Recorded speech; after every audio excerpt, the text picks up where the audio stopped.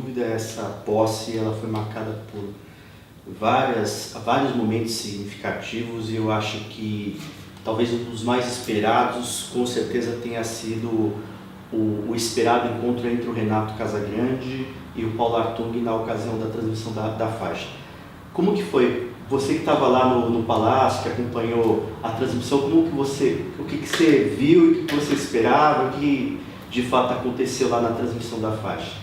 Assim, todo mundo que estava ali, e tinha muita gente ali no Palácio, no Salão São Tiago, havia uma expectativa de que a coisa fosse ficar complicada, fosse ficar muito tensa entre o Paulo e o Renato.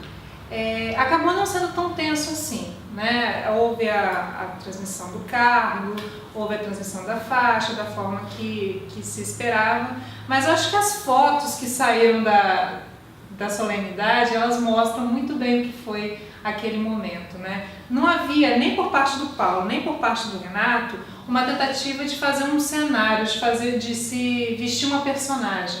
Os dois estavam extremamente contrariados de estar um do lado do outro, né? Isso mostra o que é todo esse cenário político que se constituiu a partir da eleição. O Renato e o Artung fazendo uma polarização e a classe política assistindo aquilo. E no meio disso tudo, também dividida, né? Acho que isso também foi outra coisa que chamou a atenção. Acho que na Assembleia, pelo fato de só estar o Artung na Assembleia, embora só estivesse o Artung, né, na Assembleia, o Renato não estivesse ali, eu acho que mesmo na Assembleia, você percebia assim, os deputados, né, um pouco constrangidos, assim, tinha um clima, assim, eles não estavam soltos, não era aquele clima de alegria, um pouco contidos, você percebia isso. Diferentemente do que foi em 2011. Em 2011, exatamente. Em 2011 eu acompanhei lá na Assembleia, acho que você também estava lá, né? A gente via que aquele clima de festa, transição, continuidade, e aí você viu que esse ano o clima realmente, né, era muito tenso, mesmo na classe política. Agora, outra coisa que chamou a atenção, e que outro ponto que eu destaquei aqui para a gente debater aqui, é que o Paulo parecia que ainda estava fazendo campanha, que estava em cima do palanque, né? Porque você percebe, pelo menos no discurso da Assembleia, ele faz 15 minutos de discurso falando de Platão, falando de Aristóteles, falando da importância da democracia, falando da importância dos valores republicanos, e depois nos 5 minutos finais, né, que ao todo o discurso dele durou 20 minutos cravados, nos 5 minutos finais ele começa a arrepiar o discurso, aí ele começa a fazer críticas pesadas ao governo Casagrande, aqueles mesmos bordões que ele usou durante a campanha. Então, que o Estado não deu o salto esperado, que ele vai colocar novamente o Estado nos trilhos e que o Estado precisa voltar a crescer, que o Estado parou de crescer, que perdeu os mesmos bordões da campanha, como eu falei.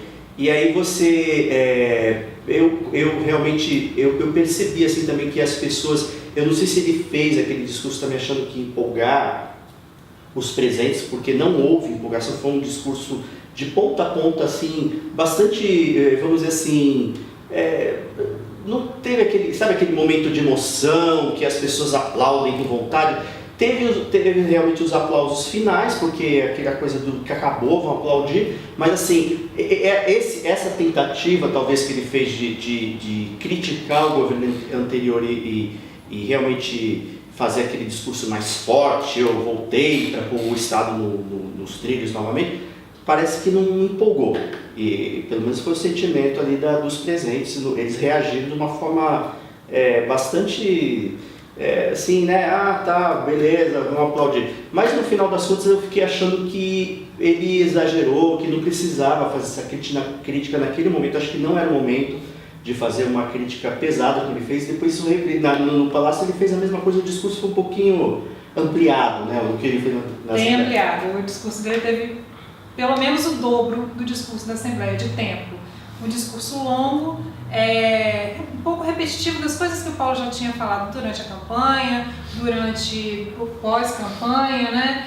E logo no início, nos agradecimentos, ele já vai citar a Cristina, né? Vai citar a família e tal, e aí ele já relembra o processo eleitoral. Então, assim, mostra aquela mágoa. Depois ele vai e volta para aquele discurso que o Casagrande, né, mesmo chegou a dizer de desconstrução do governo dele, só que ele vai fazendo isso por setor. Ele fala da educação, ele fala dos gastos públicos novamente, fala da saúde, e o tempo todo no sentido de que temos que reconstruir, temos que refazer, temos que nos unir para sabe, novamente criar um inimigo, um coletivo, né? Uma união das forças políticas para se fazer essa reconstrução do Estado novamente, né?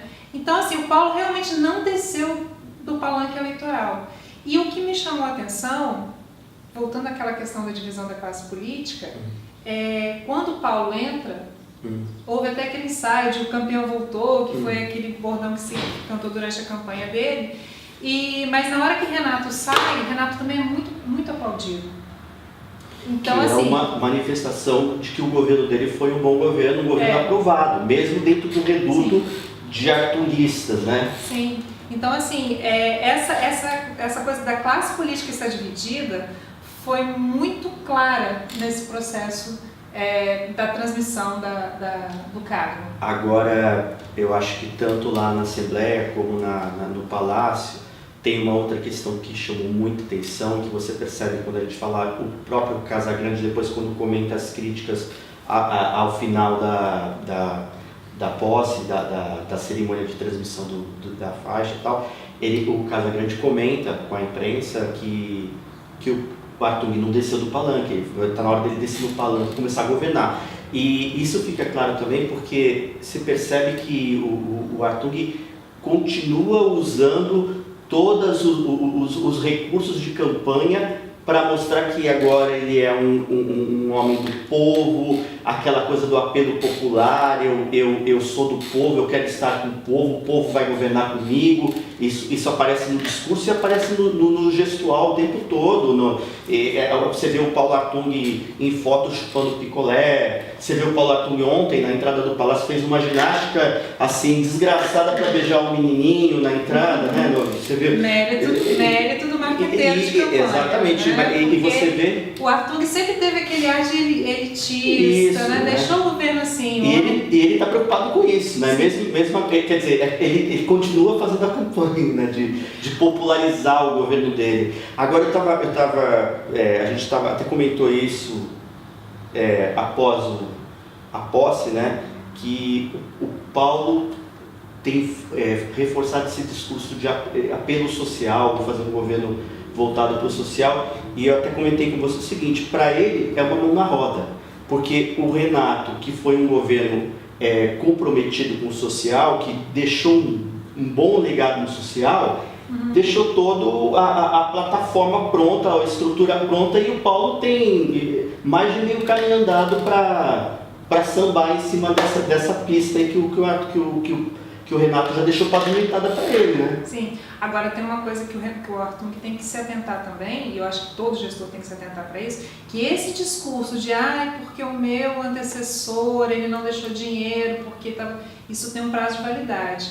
Esse é um discurso que não pode ser levado 2015 adentro, depois que passam 6 meses de gestão, a população começa a cobrar, e isso é muito importante porque o eleitor de 2014, né, que votou em Artung agora, não é o mesmo eleitor, não tem a mesma cabeça do eleitor que votou nele em 2003, nem em 2002, nem do eleitor que votou nele em 2006. Não, se não tiver resultado mesmo... Então, e a gente percebeu isso nas eleições de 2012, que teve muito prefeito que também prometeu um monte de coisa e os eleitores não esperaram nem 6 meses, o eleitor cobrou isso no primeiro mês. E você percebe que isso parece já uma característica desse processo novo de redes sociais, de informação trocada em tempo real, que a tolerância é muito menor. Quer dizer, não vai poder ficar prometendo isso, postergando, né, essas promessas de campanha. Vamos ver até quando ele vai manter esse discurso, né? Mas isso é assunto de outro papo.